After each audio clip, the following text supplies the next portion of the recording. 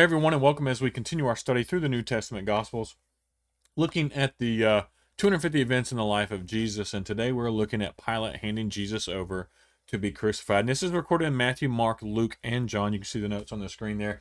I'm going to be going from John 18. I just like the way that John writes about this a little bit better than in Matthew. And so if you want to read all four of them, please take time to do that. But we're going to focus mainly in John in this one. And so we know that he was Pilate, handed him over to Herod, Herod him back over to Pilate.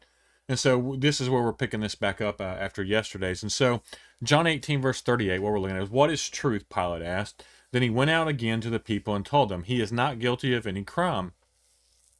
But you have a custom of asking me to release one prisoner each year at Passover. Would you like me to release this, quote, king of the Jews? But they shouted, no, not this man. We want Barabbas. Barabbas was a revolutionary. And so then Pilate had Jesus flogged with lead-tipped whips. The soldiers wove a crown of thorns and put it on his head, and they put a purple robe on him. Hail, King of the Jews, they mocked as they slapped him across the face. Pilate went outside again and said to the people, I am going to bring him out to you now, but understand clearly that I find him not guilty. Then Jesus came out wearing the crown of thorns and the purple robe, and Pilate said, look, here's the man. When they saw him, the leading priests and temple guards began shouting, crucify him, crucify him. Take him yourself and crucify him, Pilate said. I find him not guilty. The Jewish leaders replied, by our law he ought to die because he called himself the Son of God. When Pilate heard this, he was more frightened than ever. He took Jesus back into the headquarters again and asked him, where are you from? But Jesus gave no answer. Why don't you talk to me? Pilate demanded. Don't you realize that I have the power to release you or crucify you? Then Jesus said, you have no power over me at all unless it were given to you from above. So the one who handed me over to you has the greatest sin, talking about the Pharisees. Then Pilate tried to release him, but the Jewish leaders shouted, if you release this man, you are no friend of Caesar. Anyone who declares himself a king is a rebel against Caesar. When they said this, Pilate brought Jesus out to them again. Then Pilate sat down on the judgment seat on the platform that is called the stone pavement. It was now about noon on the day of the preparation for the Passover, and Pilate said to the people, look, here's your king. Away with him, they yelled. Away with him, crucify him. What, crucify your king? Pilate asked. We have no king but Caesar, the leading priest shouted back. Then Pilate turned him over to the crucifixion. Now, the other accounts mention, and Peter doesn't mention this, or John, I'm sorry, doesn't mention this, but the other accounts mention that, I'm struggling with the names here. Pilate washed his hands of it and said, look, I'm washing my hands of this. I'm not guilty. It's up to you. You're the ones who've decided to kill this man, not me, because I don't find him guilty. And so the interesting thing that we see here is that crowds are fickle, right? They love Jesus on Sunday, right? Because they thought he was the king. He was going to bring in his kingdom, right? He was coming in, bringing in his kingdom. But then they hated him by Thursday or Friday. There's a lot of discrepancy on this one. When his Passover appeared to be broken, right? When his power appeared to be broken. And so in the face of this mass uprising against Jesus, his friends, that they were afraid to speak. His friends wouldn't speak up. And at first, Pilate hesitated. He was like, did he realize what was going on here? He knew they were just jealous. And so he hesitated to give the religious permission to crucify him at first, right? And so he perceived, he's like, y'all are just jealous of this guy, of a teacher. He's more popular than you are, and with the people than you are, and so you just want to kill him. But when the Jews threatened to report Pilate to Caesar in John, we see that in John 19:12, that's when Pilate became afraid, because one of the things with the Roman Empire, right, they did not have enough people or enough soldiers to rule everywhere they had conquered. And if you remember studying the Roman Empire, they had conquered a large area. And so they used these, people like Pilate, to these leaders in the regions to keep peace, to keep control, and everything like that. And so with this happening in such an uproar, if it got reported back to Caesar, there's a very good possibility Pilate would have been pulled from his position and been replaced. And he, as most people, they love power and they wanted to keep his power, and so that's what he was going for. And so also, when we look at this, historical records indicate that the Jews had already threatened to lodge a formal complaint against Pilate for his stubborn flaunting of their traditions. Right? He didn't seem to go along with their traditions. And so another complaint would have likely led to his recall. And so his job was in jeopardy here. And like I said, the Romans could not afford to put soldiers and troops everywhere. So it was, they wanted to keep peace wherever they could, and maintain that. And so basically, in making no decision, Pilate made a decision to let the crowds. Right? I'm not going to make the decision here because I don't want to. So we're going to let the crowds make the decision.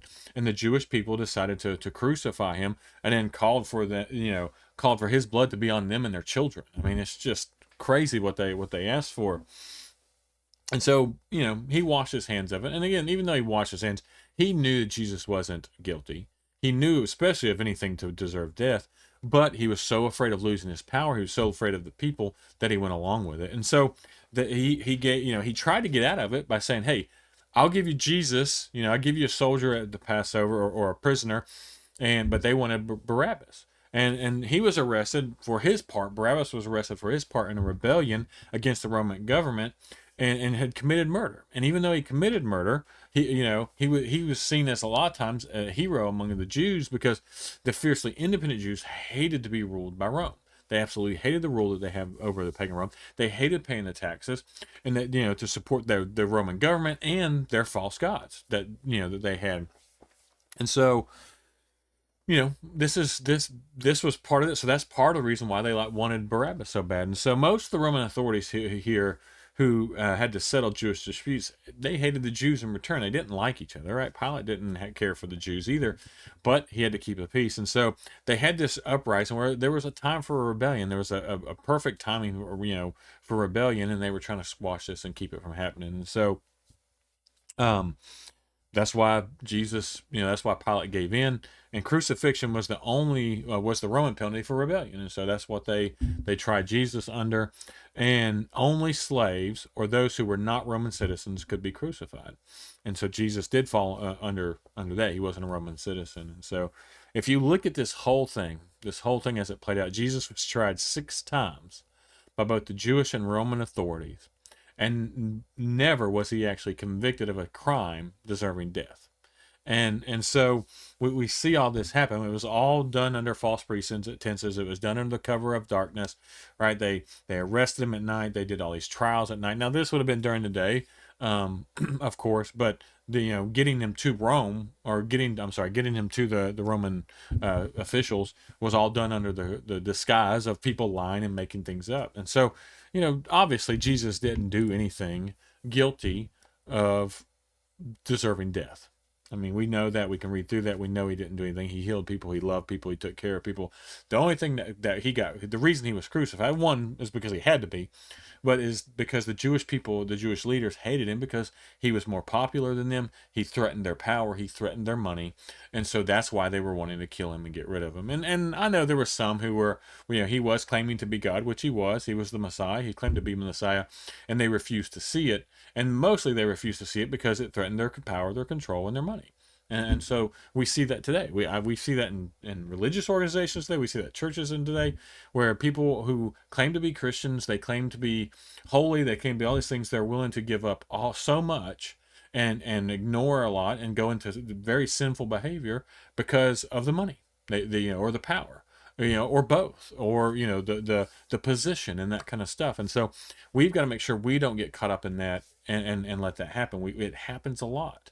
And we've got to be careful and make sure that we don't let that happen. And so at this point now, we're going to go see, tomorrow we're going to see the Roman soldiers continue to mock Jesus and beat him. And then he's going to be led away to be crucified. And so at this point, Jesus is handed over. The soldiers are going to mock him, and we'll play out. And at the end of this week, we'll see the death of Jesus, and then we'll go through his resurrection and stuff in the next couple of weeks. As always, I appreciate everyone for watching. I hope these have been helpful. I appreciate the feedback that I've been getting from people. I appreciate those who have followed along and continued with this study. I know it's been a long study, and so to stick with it, I really do appreciate it, and I hope it's been beneficial. As always, if you haven't subscribed to our channel, go ahead and do so. We're going to continue to try to publish more and more content and deeper studies and dive into different things as we go along. As always, I appreciate everyone for watching.